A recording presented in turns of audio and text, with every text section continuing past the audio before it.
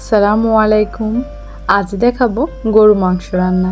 এই মাংস রান্না করতে স্পেশাল কোনো মশলার প্রয়োজন পড়ে না, একদম আপনার ঘরে থাকা মশলা দিয়ে রান্না করতে পারবেন। এই মাংস রান্না করতে তেমন কোনো প্রসেস ফলো করতে হয় না, তবে এই মাংস খেতে দারুণ মজার হয়। কুরবানির ঈদে যখন বাসায় অনেক বেশি মাংস আসে তখন এভাবে রান্না করতে পারবেন। তাহলে এই রান্নার জন্য নিয়ে নিয়েছি আমি এখানে পুরো 10 কেজি গরু মাংস। এই মাংসগুলোর সাইজ কিন্তু খুব বড় না আবার ছোট না, মিডিয়াম একটা সাইজ করে নেওয়া হয়েছে। রান্নার জন্য নিয়ে নিয়েছি 5টি তেজপাতা এবং 8টি দারচিনি এবং সাথে এলাচ এবং লবঙ্গ। এলাচ নিয়েছি আমি 10 থেকে 12টা এবং লবঙ্গ নিয়েছি 15-20টার মতো। এর সাথে একে একে দিয়ে দিব অন্য সব মশলা। এখানে আমি দিয়ে দিয়েছি প্রায় 1.5 কাপ রসুন বাটা অর্থাৎ 300 গ্রাম রসুন বাটা এবং আদা বাটা দিয়েছি 1.5 কাপ অর্থাৎ 300 গ্রাম। এর সাথে দিয়ে দিচ্ছি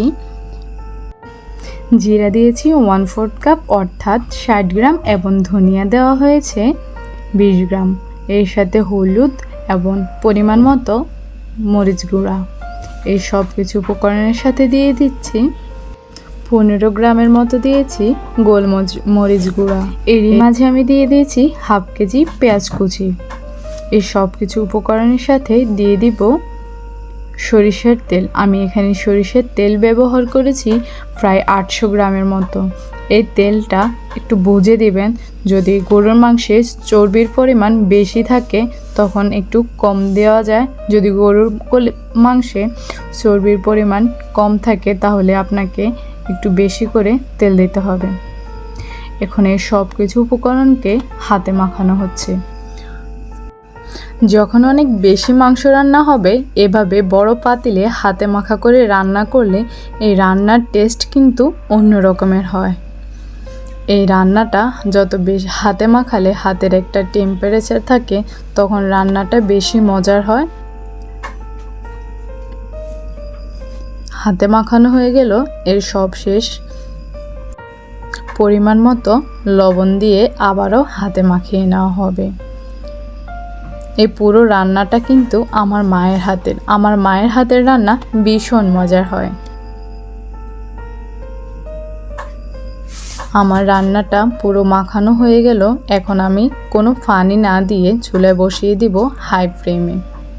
এই রান্নাটা মাটির চুলায় কিন্তু করা হয়েছে, আপনারা গ্যাসের চুলায়ও করতে পারেন, তবে এতে কোনো পানি ব্যবহার করা হয় নাই।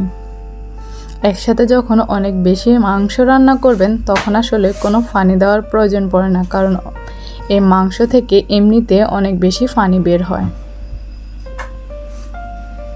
এখন আমি মাংসটাকে রান্না করব প্রায় 20 মিনিটের মতো বেশি চুলার আঁচ দিয়ে। এরই মাঝে মাংস থেকে অনেক পানি ছেড়ে দিয়েছে। এ পর্যায়ে আমি দিয়ে দিয়েছি 1/2 কেজি আবার পেঁয়াজ কুচি, অর্থাৎ আমি এখানে দিয়েছি টোটাল 1 কেজি পেঁয়াজ। এই 1 কেজি পেঁয়াজকে আমি 2 ভাগে দিয়েছি। প্রথমে মাখানোর সময় দিয়েছি 1/2 কেজি এবং এর রান্নার মাঝখানে দিয়েছি 1/2 কেজি। এখন এই রান্নাটা কিন্তু খুবই সাবধানে রান্না করতে হবে, বারবার নেড়ে দিতে হবে যাতে কোনোভাবেই রান্নাগুলো নিচের পাতিলের তলানিতে লেগে না যায়। দেখেন আমার মাংস থেকে কিন্তু অনেক বেশি তেল ছেড়ে দিয়েছে, উপরে তেলগুলো বেশি উঠেছে।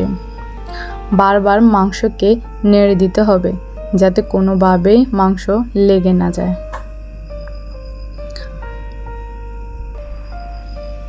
এই টিপসগুলো ফলো করলে আপনার মাংসেতে স্পেশাল কোনো মশলা ব্যবহার করতে হয় না। আমরা আসলে ঈদে যখন বেশি মাংস রান্না করি সবারই মাথায় একটা টেনশন থাকে আসলে মাংস রান্না মজা হবে কিনা, বা বিশেষ কোনো মশলা ব্যবহার করতে হবে না। আমার এই রেসিপিটা ফলো করে যদি আপনি রান্না করেন তা সবাই আপনার প্রশংসা করবে। আমার এই মাংস রান্নাটা প্রায় শেষ। আমার 1 ঘন্টার বেশি সময় লেগেছে এখানে। আমার ভিডিওটা যদি ভালো লাগে অবশ্যই একটা লাইক দিবেন, কমেন্ট করবেন এবং আমার চ্যানেলে অবশ্যই সাবস্ক্রাইব করবেন। সবাইকে অসংখ্য ধন্যবাদ।